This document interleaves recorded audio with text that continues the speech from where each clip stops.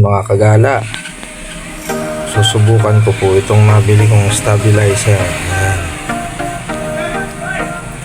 Testingin natin siya. So try na natin mga kagala.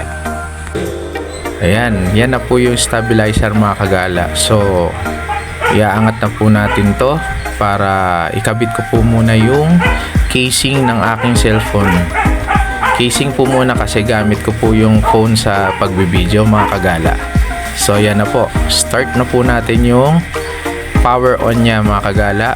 So ayan na po siya. Ayan. So napaka smooth po niya mga kagala. So napakaganda po niya para sa mga vlogging na gagawin ko po para sa mga pamamasyal namin ng aming family, para sa mga memories namin. So itry na po natin to mga kagala at nang masubukan kung gaano ka-stabilize yung kuha niya sa cellphone. Yan po mga kagala yung normal na kuha ng aking cellphone. Yan, sa camera niya.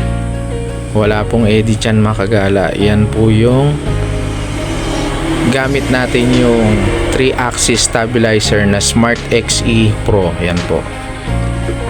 Yan, normal na naglalakad po ko niyan mga kagala. Napaka smooth po. At para sa akin na okay na po yung ganitong stabilized na kuha mga kagala. Ayan, dyan po yan sa aking trabaho. Ayan, tinetesting po natin yung stabilizer.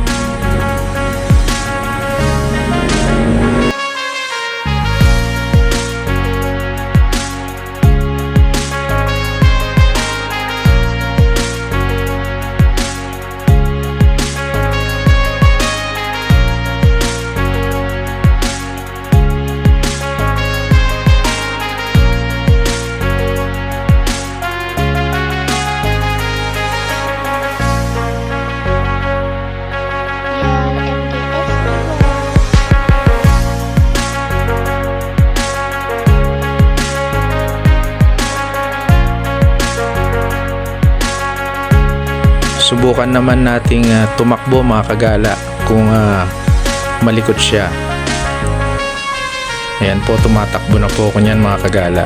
Up, lakad na po ulit. Ayan po ang kuha ng Smart XE stabilizer mga kagala.